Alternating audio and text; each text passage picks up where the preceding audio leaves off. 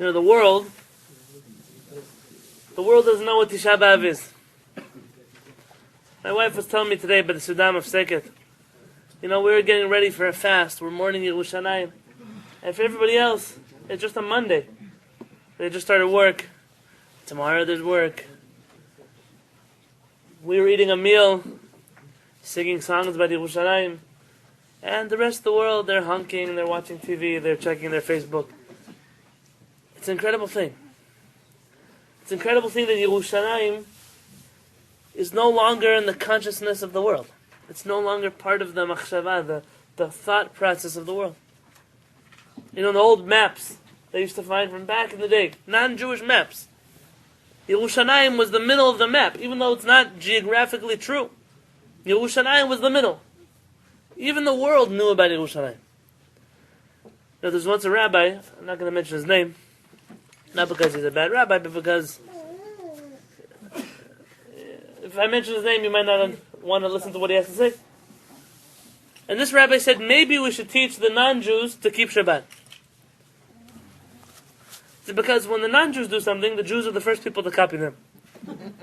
So if we get the non-Jews to keep Shabbat, or at least Friday night dinner or something like that, the Jews are going to be the first people. We're the first people to start keeping. Oh wow, look at them! They have a great idea. The Jews are going to stop keeping Shabbat too. I remember when I was in Israel, 2011, I believe it was that year. The Knesset wanted to pass a law. The Knesset decided that it's too many days a week that people are working, and you have to have a national day of rest. Yom Menucha. Wednesday. They voted on Wednesday. Wednesday, what about Shabbat? See, if we would teach the world about Shabbat, if America had a Shabbat and Europe had a Shabbat, the Jews would have a Shabbat also. Maybe sometimes I wonder if we should tell the world about Yerushalayim, the Jews will begin to remember Yerushalayim also. Because I'm going to tell you the truth. Normally this class, we sing songs, and I tell you sad stories from the Midrashim, whether from the first Bet HaMikdash or the second Bet HaMikdash. We tell stories about the way the Jewish people were murdered and slaughtered. We tell stories about the Kohen Gadol and the way his family was wiped out by the Romans, by the Greeks. And I was thinking about it this year, and I said, you know, Hashem, I've given this class so many times here. In different ways, in different versions, there's so much more to teach. I said, there must be something that's nogea, that's more relevant this year that the Jewish people have to hear. Something much more relevant, and I'll tell you, the topic is a little bit happier. Not so much, because if you really get it, it'll make you sadder than any other thing I could tell you. If you really get it, it'll make the whole world seem bad. And if you don't get it, it'll make you really happy. So hopefully, you'll get it, and then it'll be Tisha B'Av. And if not, maybe that's the way we're supposed to make each other happy. Before we do that though, we have to get ourselves in the spirit. At the end of the day, you know, the rest of the songs we're going to sing are pretty much Ashkenazi songs, so we can start off with some Sephardic, something Mibet Abba, something from our parents' homes. If you look on page 2 over here, in the back side of the page, You have more copies? as many copies as went around. If you have, the person next to you has, let's share maybe. Spread the wealth. Oh, I know. Song number 13. Where are the extra ones? There's I extra don't- one right here. Anybody else? The song is an ancient song. The tune comes from Sfarad, from Spain. Actually from Spain. Rachem bechasdecha ala mechalzurenu al Zion mishkan kevodecha zevul v'tifartenu ha'ezu avid avdecha yavo v'yigalenu ruach apenu Meshiach Adonai ruach apenu Mashiach Adonai Nibane Hamikdash Irtzion Temale Vesham Nashir Shir Chadash Uvir Nananale Harachaman Anigdash Dvarach Veitale Al Kos Yair Male Kevir Kat Adonai Al Kos Yair Male Kevir Kat Adonai La ilaha la la la la la la la la la la la la la la la la. The words aren't so hard.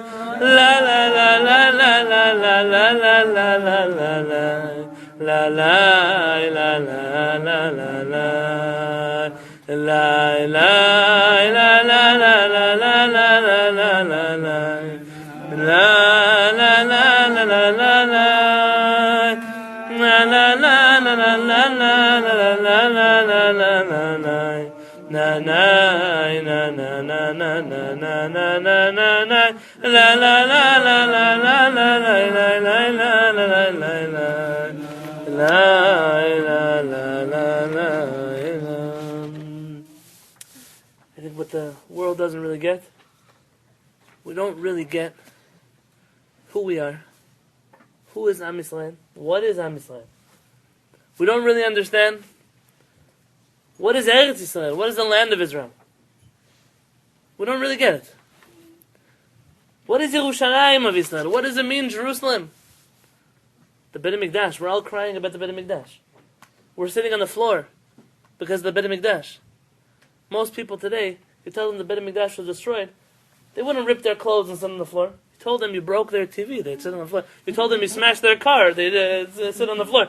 But the Beit HaMikdash, what does the Beit HaMikdash have to do with me?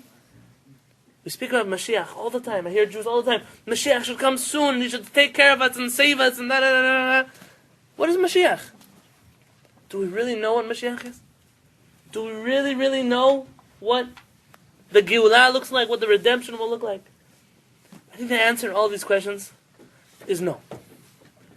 One, either because we haven't studied enough, and therefore we're not really sure what all these things are, or because the things that we've heard are misleading.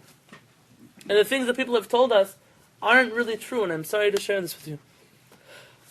You know, this year, I've been most personally influenced by the writings of the Rambam. And my whole life I've been influenced by the writings of the Rambam.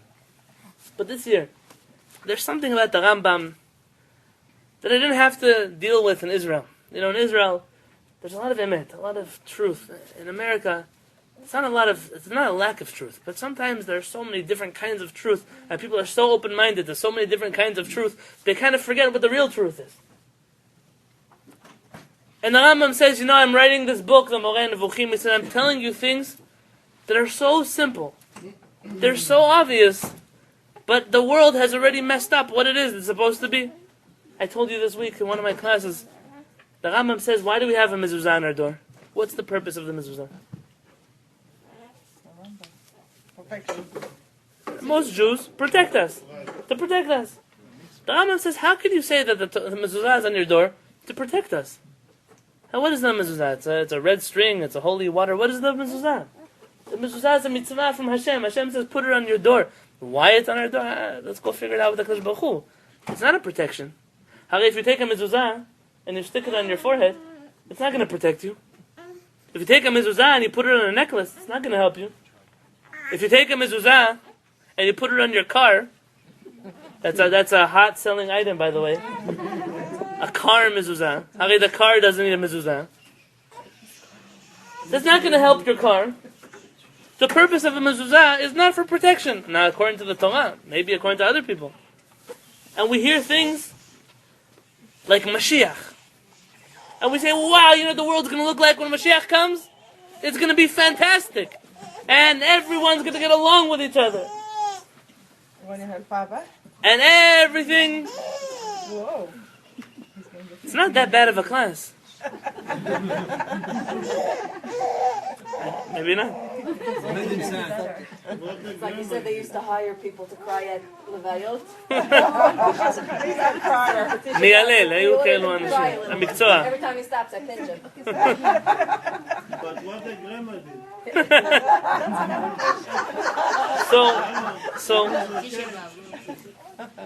So, I'll tell you that I struggle with what Jews think Mashiach is going to look like. Tell me what's going to happen when Mashiach comes. Someone help me out here. What's the world going to look like? They'll see Hashem's glory. Everyone's going to see Hashem's glory. I'm ignoring Morris. Tell me what else. Disneyland. It's going to be beautiful, wonderful. People will recognize the truth. Everybody will know what to do. People will recognize the truth. Peace. Not really. Peace. What happens? Not really. Everyone will be happy. What else? That's not what the Rambam says. That's right. So Zev and Morris and a few other of you agree with the Rambam. And the Rambam tells us, I'll read to you from the last chapter of the Rambam in Ilchot Melachim. Says Moreinu HaRambam, Al ya'aleh al halev, it shouldn't even enter your heart, shebimot HaMashiach, that in the days of Mashiach, yivatel davar miminhago shel olam. That one single thing that happens in the world is going to change. O yesh shum chidush b'maaseh bereshit. Don't expect there to be any magical things like the way Hashem created the world, new miracles like that. Ela olam keminhago noheg. The world is going to keep looking like the world has always looked. V'zeh shneimar, oh, but you're going to ask me, says the Rambam, don't you know in Sefer Yeshaya, what does it say? Vegar ze'ev im keves, v'namer im gdir batz. Says, it says that the animals are going to live together. The ze'ev, the wolf, is going to live together with the sheep. They're going to sleep together in the same bed. They're going to have a great time. It's going to be peaceful. They're not going to eat each other up. You're going to go to the zoo and the lions are all going to be vegetarians. So that's what people tell you is going to happen when Mashiach comes. Lo yisah goy goy cherev. The world won't be fighting anymore. Says the Rambam, all of this is mashal v'chida. These are all parables, mashalim, parables, metaphors, and chida, and they're riddles. He says, what's going to happen? Inyan hadavar, what's going to really happen when Mashiach comes? Shu Yisrael yoshvim levetach. The Jewish people are going to be able to live securely, safely. Im risha'ei goyim. Even with the most evil of the goyim. Hamishulim keze'ev v'namer. Which are compared to the wolf. We're the sheep, they're the wolf, and we're still going to be able to get along. So v'chzeru kulam l'dat emet. They're all going to come back to the true religion. V'lo yigzelu, v'lo yashchitu, and they won't steal, and they won't destroy. Ele yechlu davar hamutar, the non-Jews, and he says here, even the evil ones, so it means it could be evil people, they'll eat kosher food, benachat im Israel, peacefully with the Jews. V'chen kol kayotze be'ele advarim b'inyan haMashiach הם משנים. And anything you read like this about the Mashiach, what's going to happen, it's all just a metaphor. Uv'yomot hamelech haMashiach, in the days when the King Mashiach comes, Yodea lechol le'ez davar ha'yem mashal u'ma inyan ramzu ben. He's going to come and explain to us what was literal, what was a metaphor, what was supposed to happen, what was not supposed to happen. So Rambam seems to be saying two things. On one hand, nothing's going to change. But on the other hand, everything's going to change. On one hand, nothing's going to change. Olam keminhago noeg. But on the other hand, we're going to get along with each other. They're going to eat kosher food. Can you imagine you go to a restaurant? The goyim are only ordering kosher food? What to do with not kosher meat? What do you mean? From 10 cows, only 2, 3 are. Well, the pig is going to become the lion is going to become a vegetarian. And so you're not going to want to eat him anyways. Because, Nebuch, what does he look like? Right? So what's going to happen is they're going to eat kosher food with us. We'll dwell securely one with the other.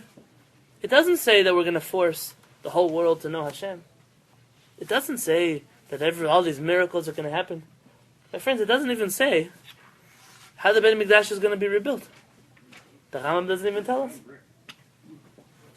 I hear people, they tell me stories, they're cute stories, that you don't know what's going to happen. Overnight, the Beit HaMikdash is going to fall out of the heaven, and it's going to land smack on Harabait. They don't tell you what's with the stuff that's already on Harabait.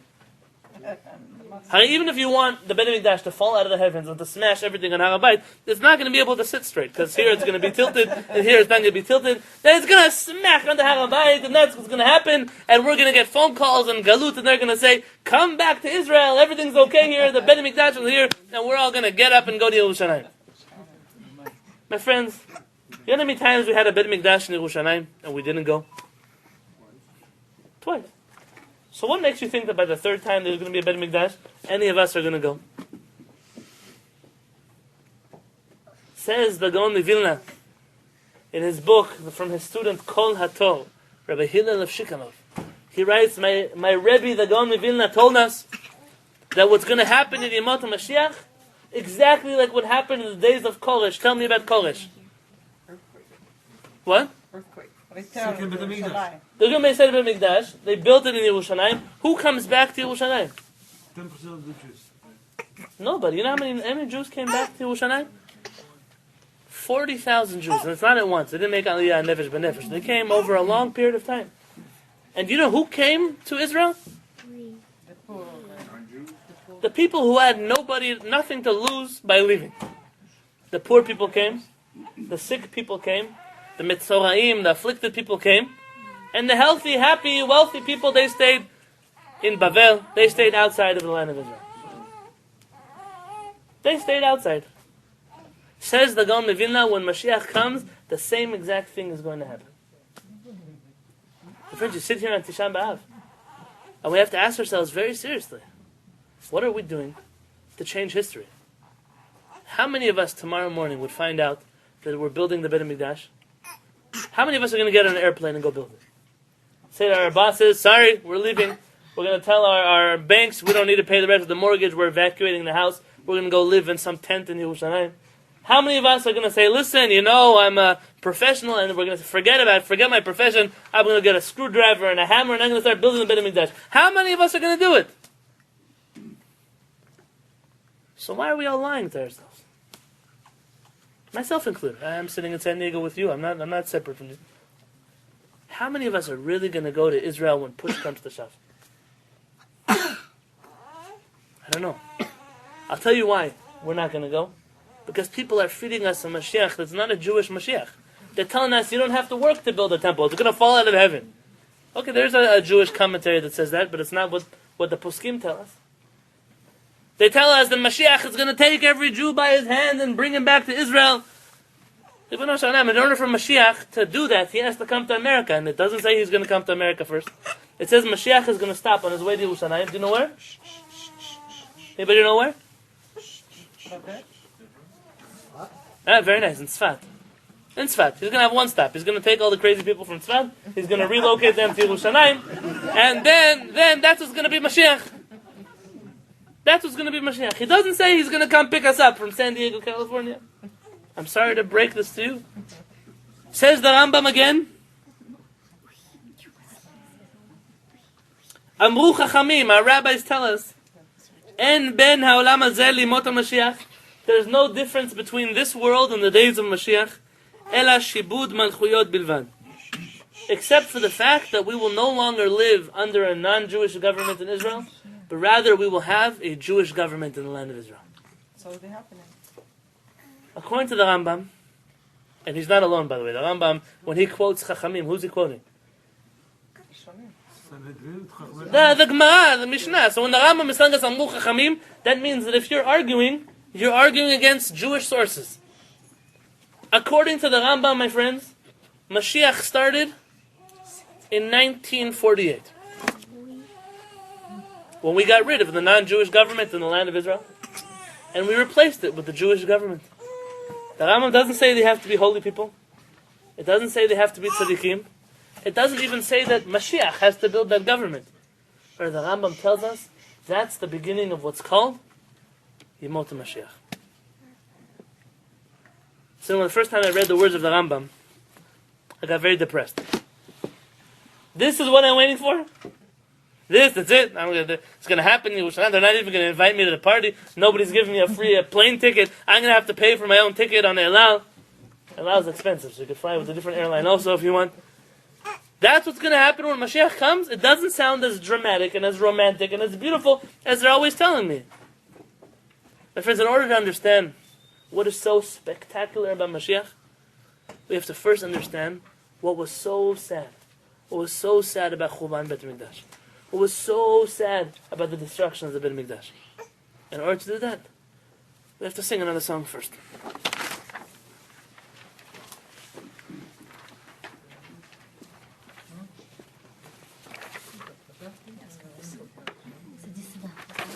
We're on the top of page 2.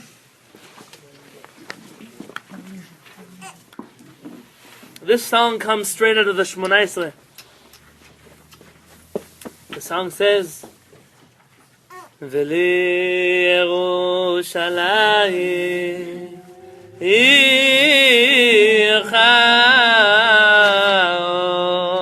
Berachamim Berachamim Tashuv V'tishkon Betocha Kasher Dibarta V'tishkon Betocham Dibarta V'li Yerushalayim Ircha Berachamim Berachamim Tashuv V'tishkon Betocha Kasher Dibarta V'tishkon Betocha Kasher Dibarta L'layla yuvne Ota Bekarov Beyamenu Binyan Olam V'chisei David Avdecha Omera Betocha Tachit Yala Layla Yuvne Ota Bekarov Beyamenu Binyan Olam V'chisei David Avdecha Omera Letocha Tachim. I said that in order for us to understand how important Mashiach is, we have to first understand how bad it was that our Beit HaMikdash was destroyed.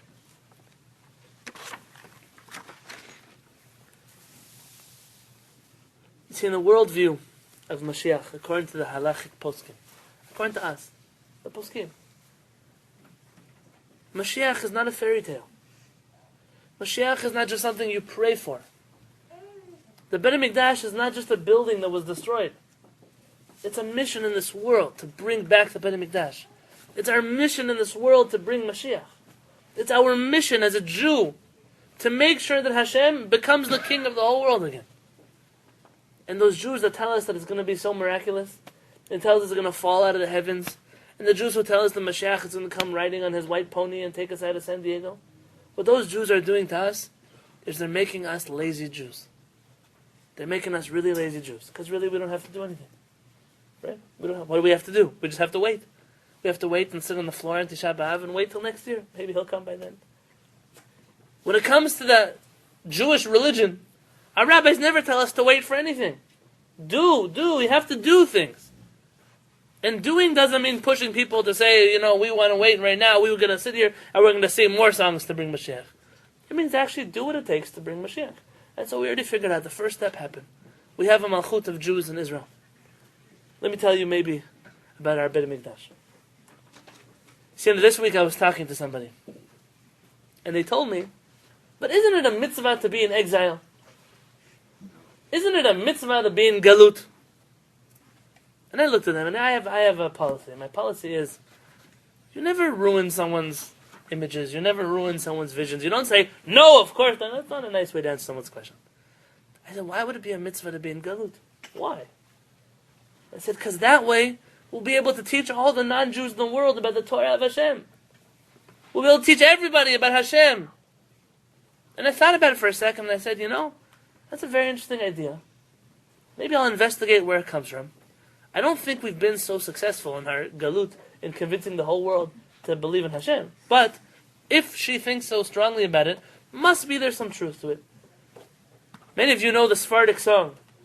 Yala, yala, boi legani. In that song, it's a dialogue between HaKadosh Baruch Hu and Am Yisrael. And Am Yisrael is complaining, Hashem, I feel like you forgot me here in San Diego. I feel like we're stuck in galut. I don't know. How did you forget about us? Now maybe the Jews in New York, you remember a little bit sometimes. Maybe those guys in, Los Angeles. But San Diego, Hashem, maybe you forgot about us. And Hashem says, Ayumati, my nation, Letov ziritecha, I spread you out for your own good. Why? Letila u'leshem. I put you out there so you could become famous. Because nobody knew about you before. Now everybody knows Jews. You know those people, they meet you in the grocery store?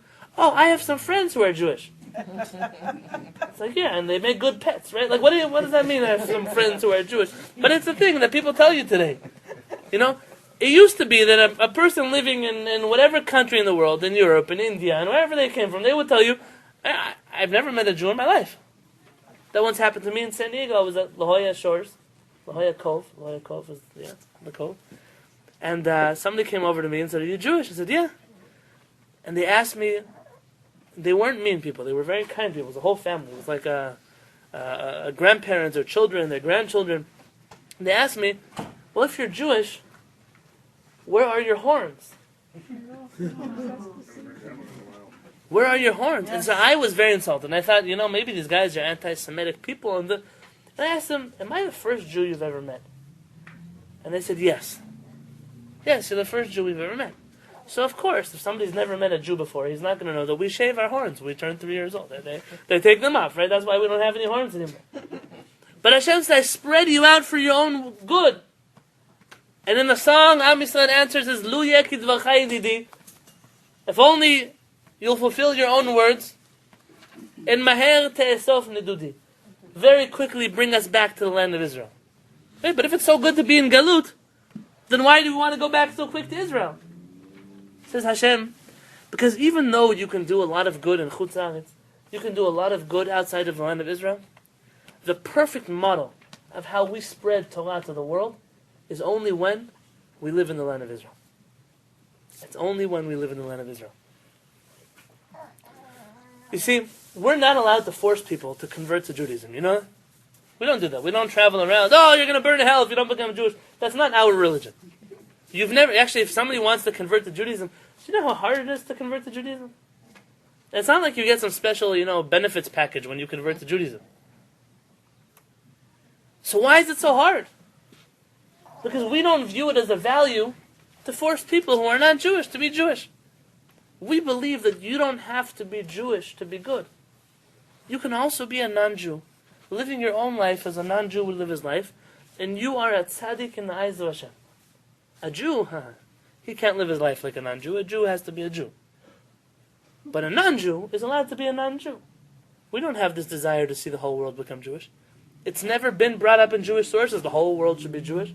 The whole world should believe in Hashem, yes. But Jewish? Why should they be Jewish? What do they do wrong? They should get 613 mitzvot. We barely managed to keep 3 of them. Shabbat, kosher, tefillin. These are 613, that's a death sentence for some people. We have no desire to see the whole world become Jewish. But what about that person who does want to understand Hashem a little bit? He does want to connect to HaKadosh Baruch Hu a little bit, but he's not Jewish. So who's he supposed to go to? How many non-Jews do you know feel comfortable walking into our Bet Knesset and saying, do you have a siddur for non-Jews here? Have you ever seen a siddur for non-Jews? No, but there is no hide. I have a Shulchan Aruch in my house called Shulchan Aruch Livnei Noach. The Shulchan Aruch for the children of Noach. When I came to America, said, I'm a rabbi. I have to be aware of halachot, not just for Jews, but also halachot for non-Jews. He wants to be not a good Jew. He wants to be a good non-Jew. My job as a rabbi is to make sure that when he comes to my Bet Knesset, I'm able to tell him, listen, you don't have to make a Birchot Torah. You don't have to learn Torah. But there are some brachot you have to make. There are some tefillot you have to say. Shema Yisrael, you don't need to say. You're not part of Am Yisrael. But v'hafta et Hashem Elokecha, probably you have to say it. Baruch Shem Kavod Malchut Olam Haved, probably you should say it.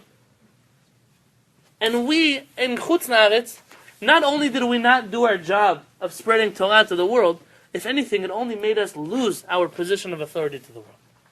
Because when you look at a Jew, your average non-Jew doesn't look and say, oh, look at this guy, he's going to teach me about Hashem. Hey, look at this Jewish guy, miskin. So many years in exile. They don't even have a country in the little piece of land they do have. Nobody wants them to have it. The whole world is condemning them and condemning them and condemning them. They can't even have their own little home in Israel. Hashem set up a beautiful system. And the system is called the Bet HaMikdash. Listen very carefully. Because this is the secret to world peace. This is the secret to Mala'ah Haaretz De'at Adonai. The whole world will be full of the knowledge of Hashem. Imagine that Hashem says every nation in the world has its own purpose. This nation is good at math. This one's good at science. These are famous philosophers. You had nations like that. The Greeks, for example, were famous philosophers. Lawyers and doctors. Lawyers, doctors, those are Jews nowadays, right? But yeah, there are nations and they have to discover their own potential. Why did Hashem put me in this world? I must have a purpose. Did you know that early mathematics, numbers, the Arab world brought to the table? The Egyptian. They brought it to the table, and that was their purpose, and that's still. Halevy, they would be doing math equations instead of shooting rockets at us. Halevy. And every person has to know their mission. Says HaKadosh Baruch Hu, I created the world, and every person has a right to have a relationship with me. But who's going to tell people how to connect to me? So I have a great idea. I'm going to do something called Matan Torah. I'm going to give a Torah to the Jewish people. And the Jewish people are going to become PR representatives of HaKadosh Baruch Hu. Your job is, I'm putting you in the world. When somebody knocks on your door and says, hey, I want to connect to Hashem, how should I do it? You know, I'm thinking about Buddhism, I'm thinking of Hinduism, I'm thinking of Christianity. You're supposed to say, hey, what are you getting caught up in these counterfeit gods for? We have a derech, we have a way for you to connect to Hashem. We have a way for you to do it. And that's our job to teach them. But Hashem says you're not going to be successful if you're a nobody. You're not going to be successful if someone says, oh yeah, where's your country? And we're going to say, we don't know where our country is. It's over there somewhere. We've never been there. You're not going to be successful if you want to tell people, listen, your life is going to be amazing if you live your life the way Hashem wants you to live your life. And he's going to say, do you have an up and running example of how Jews look when they live their lives as Jews? Is there one place I can go to where I can see Jews living as Jews the way Hashem wants them to live, and I should be like that? You know, when you go to the store and you want to buy something, you want to test it out first. Someone tells you, I'm going to sell you the best thing you've ever, but I'm not going to show you what it is. How are you supposed to be a salesman if you have nothing to sell? You have no demonstration. You go to a trade show. You have to bring something with you. It doesn't help that we don't have anything going for us. Says Hashem, I have a perfect solution. I'm going to put you all in one country, the land of Israel. I'm going to break up the Jewish people into 3 groups. Tell me what the 3 groups are. A Kohen, a Levi, and a Yisrael. Tell me, is a Kohen better than a Levi? No. Different purpose. Depends if you're a Kohen, then you think you're better than a Levi, right? Is a Levi better than Israel? So why am I stuck washing his hands? The Kohen's hands, if he's not better than me. I want him to wash my hands. What do I have to wash his hands for? For Bet HaMikdash to prepare. Hashem says we have to have a working model. If some guy from Africa says, listen, I feel I need something spiritual in my life. He doesn't have to. He could just be whatever the people of Africa have their mission to be. I want some Hashem. He says, I am going to go to Yerushalayim. Because that's the place where all the people know Hashem. And I'm going to find somebody who can teach me about Hashem. Who is that person that teaches non-Jews about Hashem? Jew. No? A Kohen. You know how little contact Kohanim have with the Jewish people? When you come to the Ben Mikdash as a Jew, you give your animal to Halevy, he takes it to the Kohen, and you go home. A Jew has very little contact with the Kohanim. We see him when he comes out, Yom HaKippurim, V'kolam, we bow down on the ground, we hear Hashem's name. But really a Kohen is there. Imagine that it's one big outreach center, and the Kohen is the director of the center. And you know that according to Jewish tradition, every year, 70 nations of the world did what? Bring sacrifice. They sent sacrifices to Yerushalayim. Why did 70 nations in the world send sacrifices to Yerushalayim? They're not Jewish. Why do they do it? Say better. Why not they should bring a sacrifice in their own house? They want to be part. Because they don't see, very nice, they don't see Jews as an exclusive club. Either you're Jewish or you're not. So if you're not, don't come here. They view Jews as, if I'm going to connect to Hashem, the only way to do so would be to send people to Yerushalayim. Just like if I need my phone fixed, I'm not going to go to the grocery store, because the grocery store doesn't fix cell phones. I'm going to go to the cell phone store. They're going to fix my phone. I want something ruchani, something spiritual. I'm going to go to Yerushalayim. And that's what the Kohanim do. The Kohanim, they take care of everybody who comes to Yerushalayim, kol hadoshim et Hashem. All those who search for Hashem. So tell me about my second group of people. Who are they? Levi. They are the Leviim. The Leviim, what are the Leviim's jobs? Do you know? Teach. To teach. They sing a little bit, but how many Leviim really sing? Very little. A family every week, it's nothing special. It's a small group of people. You know, most Leviim I know have nice voices, and most Kohanim I know don't. There's a midrash that says they're going to switch around. That's cute. And then we're all going to be in big trouble. So, hopefully that midrash isn't true, and the Leviim are going to stay Leviim, the Kohanim are going to stay Kohanim, v'shalom v'nisrael.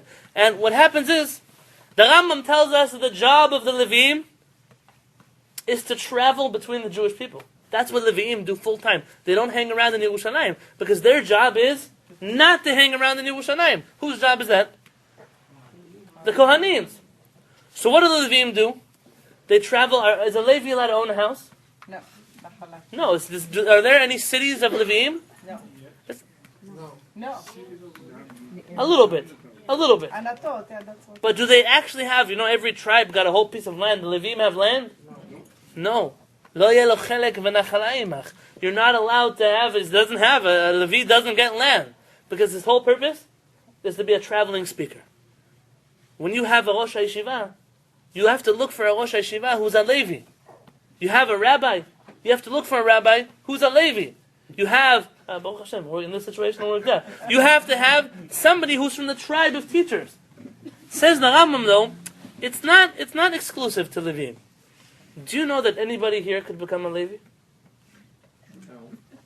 Yeah. A Rabbi. Says you don't have to pay anything, believe it or not. You basically have to give up everything in this world though. Says the Rambam.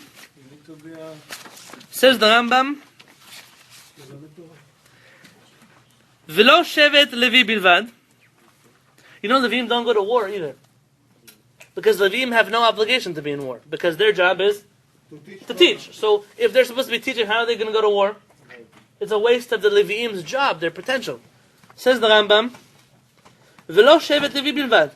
Ela kol ish va'ish, every human being, mikol ba'ei olam, anywhere in the world, asher nedavar rucho oto, v'vino mideo la'avdil la'amod lifnei Hashem, l'sharto v'lo'avdo. If a person wakes up and he feels, I have this desire to teach people about Hashem, he says he becomes part of Shevet Levi.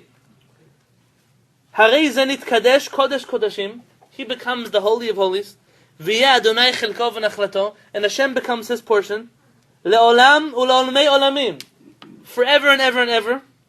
V'yizakel lo ba'olam hazeh davar ha'maspik lo, k'mo shezacha le'kohanim v'leviim, and he, Hashem, will take care of him just like he took care of the Kohanim and the Leviim.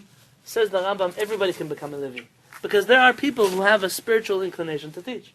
And so really, your rabbi, or your Rosh Hashiva, or your teacher, is really spiritually from which tribe? From Shevet Levi. Anybody who's a teacher of spirituality, of Judaism, is a Levi. And then you have a third group of people.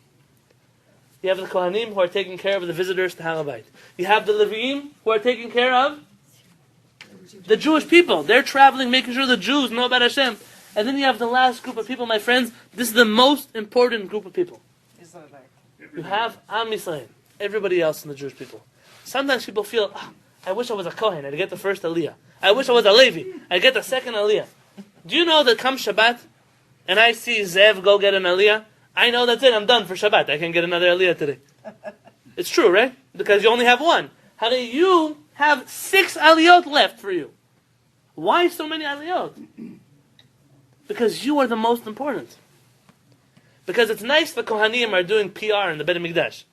It's nice the Levi'im are traveling around and giving the Rashot. But push comes to shove. The guy who's in the Beit HaMikdash says, Mr. Cohen, Rabbi Cohen, whatever his name was, I want to see a working model. You're telling me about God. You're telling me about Hashem. You're telling me how wonderful this is, how it's going to save the whole world. I want to see with my own 2 eyes. What does it look like? A country that follows Hashem. And he said, let me tell you. I'm going to send you on a field trip with my friend the Levi. He's going to take you on his next visit to Tel Aviv. He's going to take you on his next visit to Haifa, to Rishon LeZion, to wherever he's going.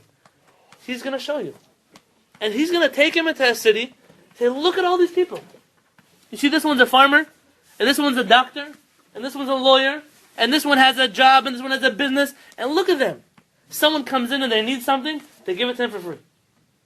You go to this guy's field, and his field is a funny shape. It's missing all the corners. Because that's for the people who don't have enough money. Because the Jews are building chesed into their society. Not, my field, I put a fence around it. According to halakha, you can't put a fence around your field. You have to leave parts of it for people who don't have. Since you go to someone else and you say, look, this guy, he works 9 to 5 every single day. But you know, he wears a kippah, he wears tzitzit, he brings a tehillim to work to read when he's on break. Look at these people, look how they act. He takes it to someone's house and he shows you a lady, according to halakha, the ladies are the most believable Jews in the whole tradition. Everywhere else where you have to have testimony, you have to have 2 men give testimony. A lady, when she gives testimony, it's enough only one. You go to someone's house, as the food is kosher, technically you would need 2 men to tell you that.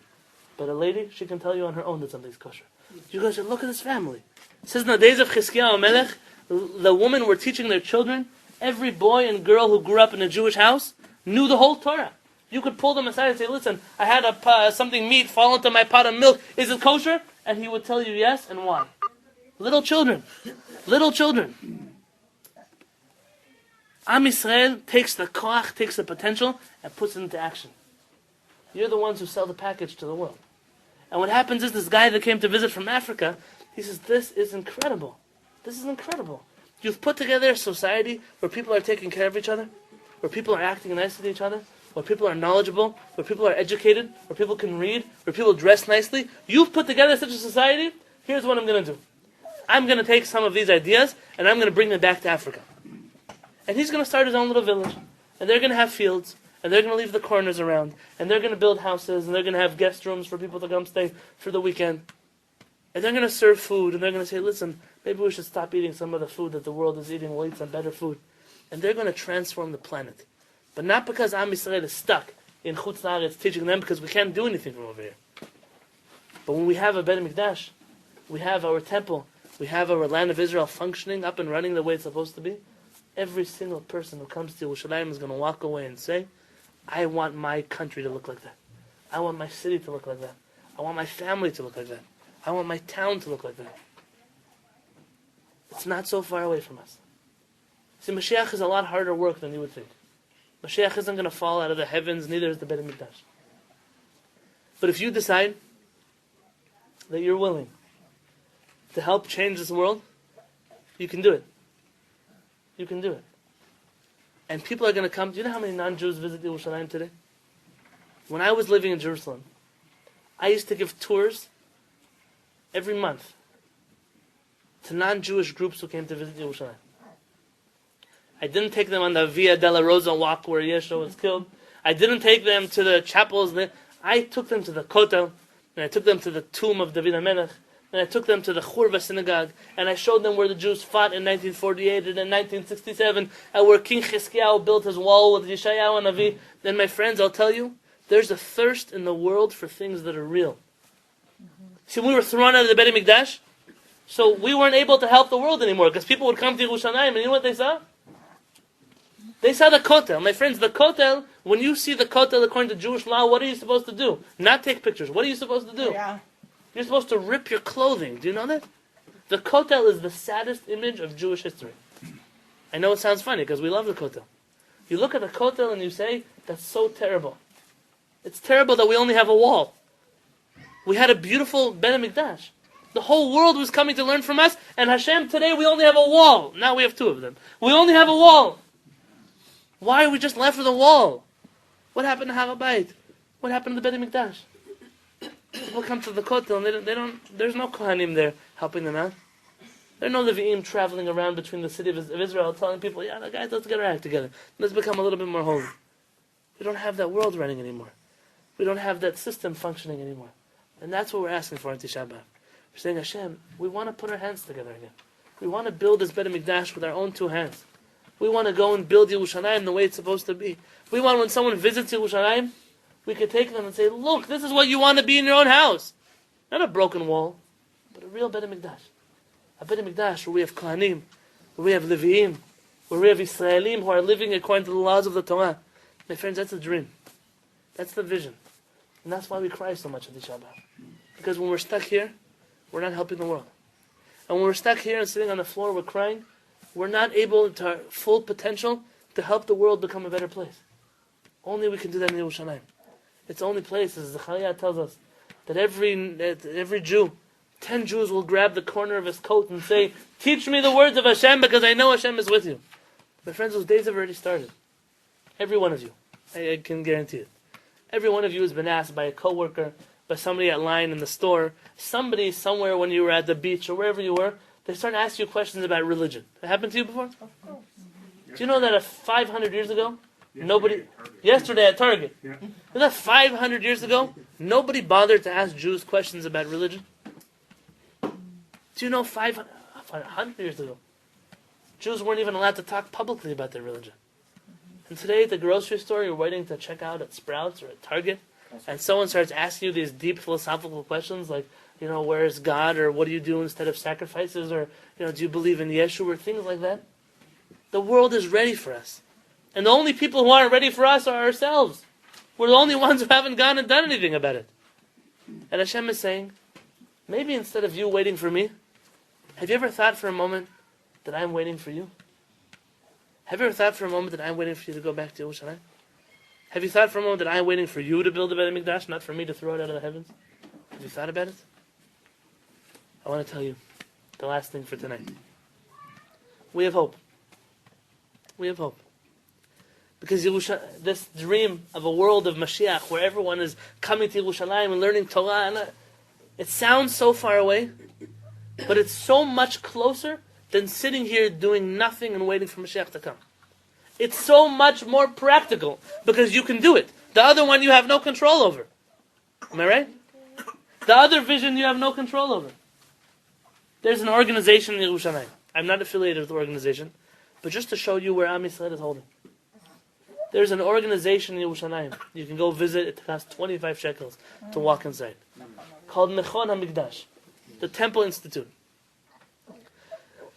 The Temple Institute is a group of very religious Jews whose decision was that if they could, they would go build the Beit HaMikdash tomorrow morning. Tonight they'd start. They go up to the Temple Mount regularly.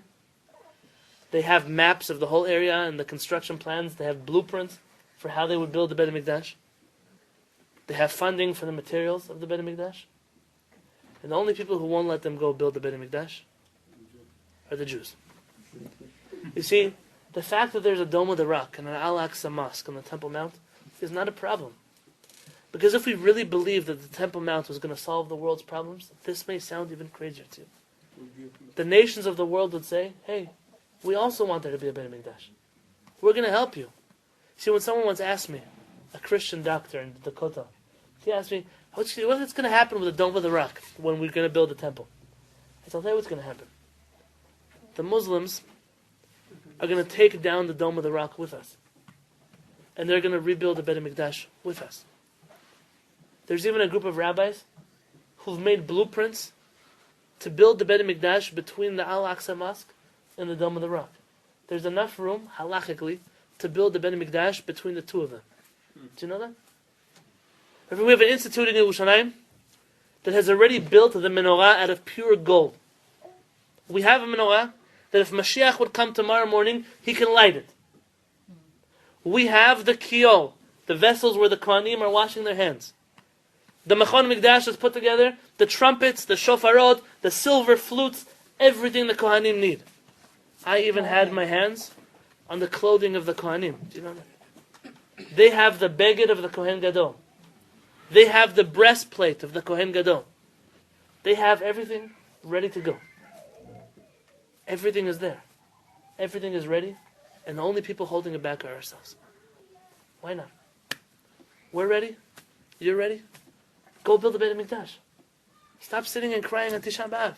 Get up and say, I'm going to do something. And say, Rabbi Yoni, you sound crazy. I would much rather sit here and cry and say, hopefully Mashiach will come this year. And Mashiach says, I don't understand you. I've already started coming. Half of the Jewish people live in Israel. There are thousands and thousands of rabbis and yeshivas and rabbinic courts in Israel. The kelim, the vessels of the Beit HaMikdash, are already built. So let's stop playing games. Let's stop pretending like we're waiting for something. The only people we're waiting for are ourselves. We have to get our act together. We have to go back to Yerushalayim. We have to say, Hashem, we are going to build the Beit HaMikdash. If not us, it's going to be our kids. But we have to do everything we can to make sure that we do it. The wall, the kotel, it's a holy place. But it's not our holiest place. Our holiest place on Har HaBayit. And when we build that Beit HaMikdash together, you will be blown away what will happen. The world is going to start visiting. People will start coming in. They're going to say, hey, listen, I want to discover these things for myself.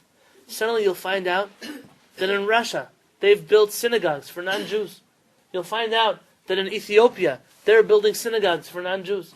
You're going to find out that there's going to be a mass printing from Yerushalayim of Sidurim for non-Jews. You're going to find out that the Jews that before this didn't even know they were Jews are going to say, hey, all my friends, the non-Jews, are starting to go to synagogue and pray with Sidurim, and I'm not even keeping Shabbat. And you know what's going to happen? They're going to make Aliyah and go to Israel also. Mashiach is not far away at all. Hine zaomed achar kotleinu, says Shlomo HaMelech. Mashiach is waiting right behind our door. What does it mean right behind our door? He's right there. He's waiting right behind our wall, right behind the kotel. This is doable. Something we can do. Something we could do together. And I want you to think about it. Whether you're going to walk away tonight and go run up to the Temple Mount on the next flight to Israel and build the Beit HaMikdash, I want you to go home and stop being lazy. Because I love you. And I don't tell you things because I don't like you. Stop being lazy. Say, I am going to do what it takes to transform this world into the Malchut of Hashem, into the kingdom of Hashem. I'm going to have a connection to Yerushalayim. I haven't been there yet in my life? Okay, big deal. You have time. In the winter, there are cheap tickets to Yerushalayim. You know? And instead of spending money on our phone bills and on our groceries, we say we don't need ice cream until the winter. Because we're going to cut back on the cakes and the cookies, and we're going to get a ticket to Yerushalayim just to see it. Just so we know what we're talking about. Those of you who already go, maybe try to look at something that you can afford. Look at some little piece of land in the middle of nowhere in the Negev where nobody wants to live and say, you know when Mashiach comes, I don't want to be the only loser who doesn't have a house in Israel. I'm going to at least have some sand. I want some of my own sand. And you'll be blown away at what just taking up little pieces of Israel is going to do for you. And reaffirm your commitment to Israel. Reaffirm your commitment to the Jewish people in Israel. And reaffirm your commitment to building the Beit HaMikdash actively. That's what we're supposed to do on Tisha B'Av. That's the message that we have for the world. And we're going to say to the world, you have so many problems. We want to go back to being the spiritual doctors of the world. We want to go back to having a Beit HaMikdash where we can heal your souls. We want to have a place where people can run away to and they can find a safe haven from all the problems of the world. That's what we want to create. We want to create the biggest drug rehab center in the world. We want to create the biggest trafficking center, rehab center in the world. We want to create the biggest place in the world where people can go with broken hearts and broken souls, and we'll have Kohanim who are going to uplift their spirits. We're going to have Leviim, they're going to visit everybody's house and say Shabbat Shalom and help them do Kiddush. And we're going to have Israelim like you that are going to live a life of Torah mitzvot, that are going to say Shabbat is beautiful and I want to do it right, and kosher is amazing and I want to do it right, and putting on tefillin is the holiest thing I could do and I want to do it right, and every single one of us is going to take a part of this mission. Maybe you'll do with me one last song, a favorite of mine from Rabbi Shlomo Carlebach. It's also on page 2. Let's get the tune down together, and then we'll be able to sing the words. And if you don't know the words, you can just sing the tune with me, and let's do it together. Because if we sing together, hey, maybe the other guys are right, and maybe the song will bring Mashiach. Who knows? Ni la la la la la la la la la la la la la la la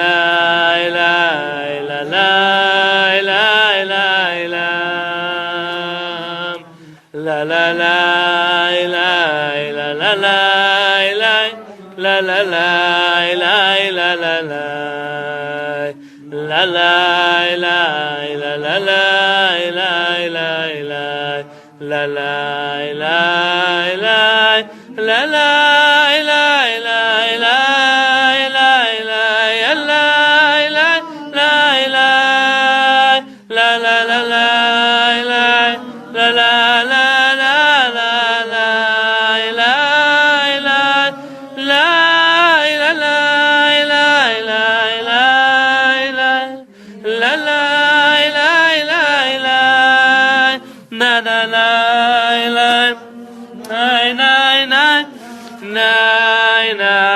Song 12. Mimkomcha malkeinu tofia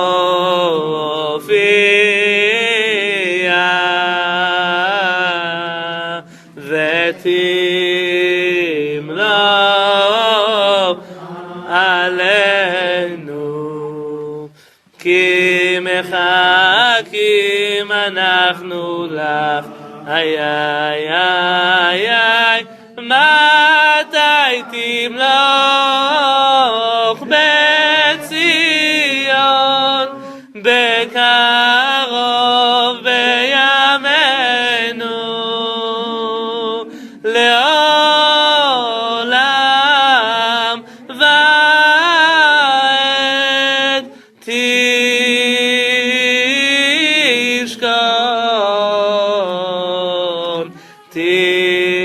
תתגדל ותתקדש בתוך ירושלים עירך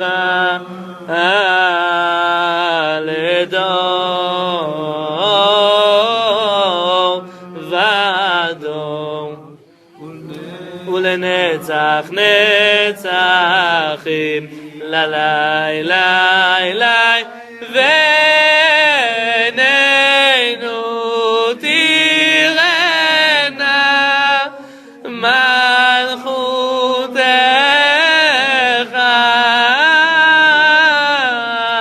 כאן הדבר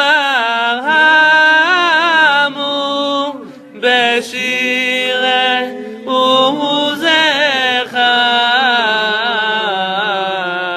על ידי דוד נשיח צדקך לה לה לה לה לה לה לה לה לה לה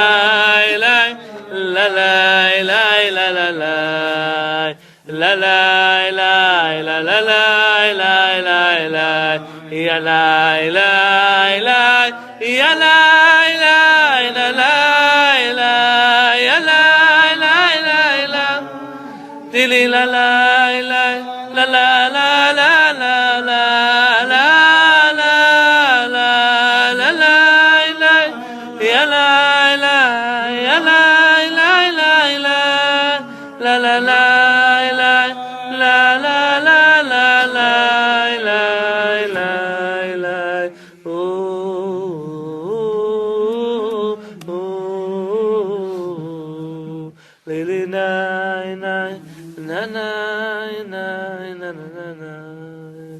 Kotzker Rebbe once said, I think when my wife told me the story, we decided we were going to get married. We were sitting in a little cafe in Yerushalayim, and we were sharing Kotzker Rebbe stories. That's what we did on that third date of ours. And she told me a beautiful story about the Kotzker Rebbe, Rabbi Menachem Mendel of Kotzk. And he said, you know, when Mashiach comes, everyone's going to wait in line to shake his hand. Every person's going to shake Mashiach's hand. He said, I'm not going to go shake his hand. I'm not going to shake his hand. He said, until everyone finishes. Millions and millions of people are going to shake his hand. So then, I'm going to come at the end of the line, and when everyone's done, I'm going to go shake his hand. He said, who are you? He said, I'm Rabbi Menachem Mendel, the Rebbe of Kotzk. He said, well, what took you so long to come say hello to me? He said, I'm going to look Mashiach in the face, I'm going to say, no. What took you so long to say hello to me? Hey, have a beautiful evening. We'll see you tomorrow at 7 o'clock in the morning.